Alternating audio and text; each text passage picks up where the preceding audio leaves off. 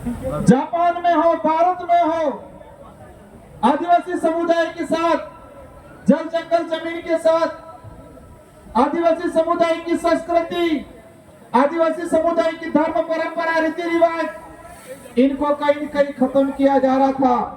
इनके साथ अन्याय हो रहा था, इनके साथ छुआछूत हो रहा था, भेदभाव हो रहा था। तो यूनो ने विचार किया। यूनो के अंदर कई देश के प्रतिनिधित्व सम्मिलित होते हैं। इन्होंने विचार किया कि मानव जीवन को बचाना है तो जल जंगल जमीन को बचाना पड़ेगा, और जल जंगल जमीन को बचाना है तो आदिवासी समुदाय को बचाना पड़ेगा। ये निर्णय किया था और इसीलिए विश्व आदिवासी दिवस की घोषणा की 1994 के अंदर यूएनओ ने। ये एक महत्वपूर्ण दिवस है। हमारे जितने जो त्योहार है, होली है, दिवाली है, रक्षाबंधन है, कोई भी त्योहार है, इन सारे त्योहारों से सबसे बड़ा त्योहार ये विश्व आदिवासी दिवस है।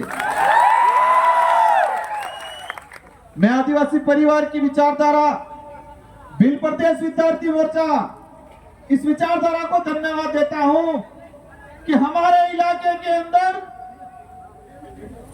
2015 से यह संगठन ने काम किया, संघर्ष किया, जनता को बताया, नेता को बताया कि विश्व आदिवासी दिवस घोषित किया गया है यूएनओ के द्वारा 1994 में। 1994 से 2015 तक हमारे भारत के किसी भी कोने में नहीं मनाया जा रहा ढंग से। कोई भी सरकार, कोई भी नेता इस दिवस को मनाने की रुचि नहीं ले रहा है। और भिल प्रदेश विद्यार्थी मोर्चा आदिवासी परिवार अन्य सामाजिक संगठनों द्वारा शुरुआत किया। मुझे वह दिन याद आ रहा है कि डूंगरपुर जिले के अंदर 2016 में हम विश्व आदिवासी दिवस मनाने के लिए स्पोर्ट कॉम्प्लेक्स मांगा, लक्ष्मण मैदान मांगा, और प्रशासन ने हमको कहा कि ये दिवस नहीं मना सकते हो। हमको नहीं मनाने दिया। हमने गोकुलपुरा में जाके एक प्राइवेट आदमी की जमीन पे मनाया। सरकार ने कहा कि आप सरकारी किसी भी जमीन पे, किसी भी ग्राउंड में, किसी भी कार्यालय में विश्व आदिवासी नहीं मना सकते हो। 2015 की बात है। 2016 में हमने छोटे पैमाने पे मनाया, और उस कार्य को जो आज बरकरार है, इस विचारधारा को धन्यवाद देना चाहूंगा। उस विचारधारा की वजह से 2018 के अंदर डूंगरपुर जिले के अंदर इस विचारधारा ने ऐसा काम किया कि पूरा डूंगरपुर जाम हो गया। 2 से 3 लाख लोग आदिवासी समुदाय 9 अगस्त के दिन इकट्ठे हुए, और वसुंधरा सरकार थी राजस्थान के अंदर, वसुंधरा मैडम मुख्यमंत्री थी। उन तक मैसेज गया कि डूंगरपुर जिले के अंदर विश्व आदिवासी दिवस के दिन लाखों लोग एकत्रित हुए, पूरा जिला जाम हुआ, और उसी दौरान वसुंधरा मैडम ने एक छीक अवकाश की घोषणा कर दी पूरे राजस्थान के अंदर विश्व आदिवासी दिवस। मैं इस इतिहास को और इस दिवस के महत्व को इसलिए बता रहा हूं कि हमें पता होना चाहिए कि विश्व आदिवासी दिवस कब बनाया, कब शुरू हुआ, किसकी मेहरबानी है। ये आप सबकी इस विचारधारा की, गोविंद गुरु महाराज की, संत सुरमाल महाराज की, मालजी महाराज की, मामा बालेश्वर की, इस तपोभूमि की, उनके विचारों की मेहरबानी की वजह से आज मनाया जा रहा है। क्योंकि हमारे इलाके में मालजी महाराज ने, गोविंद गुरु महाराज ने, मामा बालेश्वर ने इस समाज को जागृत नहीं किया होता तो हम यूएनओ द्वारा जो घोषित किया है दिवस, उसके बारे में नहीं पता चलता हम लोग। और 2018 के अंदर 84 की जनता ने मुझे जिता के भेजा, सागवाड़ा की जनता ने हमारे राम प्रसाद जी को भेजा, और हम लोग जीत के गए विधानसभा के अंदर। 2019 में हमने अशोक गहलोत जी को कहा कि अगर आप आदिवासी हितैषी हो,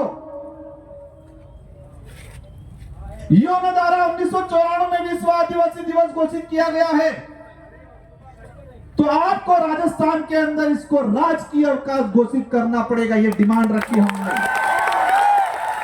और 2019 के अंदर ही तत्कालीन सरकार ने मजबूरी बनी इनकी, हमने दबाव बनाया। हम 2 विधायक थे, दबाव बनाया और राजकीय अवकाश घोषित हुआ विश्व आदिवासी दिवस। यह उपलब्धि है। कुछ लोग कहते हैं, मैं इस मंच से राजनीतिक बात नहीं करना चाहता, लेकिन कुछ लोग कहते हैं कि क्या किया, हमने ये काम किया कि आज आप भी विश्व आदिवासी दिवस की छुट्टी लेके घर पे बैठे हो। अगर ये विचारधारा नहीं आती तो आज भी हमारे लोगों को, ये दूसरे पार्टी के लोग विश्व आदिवासी दिवस की जानकारी नहीं देते और कभी नहीं मनाते। ये हमारी उपलब्धि है और उसी बदौलत, इसी वजह से मध्य प्रदेश के, छत्तीसगढ़ के, झारखंड के, महाराष्ट्र के लोगों ने भी सरकार से मांग की और राजस्थान में शुरुआत हुई और सभी जगह विश्व आदिवासी दिवस का राजकीय अवकाश घोषित हुआ है। लेकिन फिर भी तकलीफ है हमें।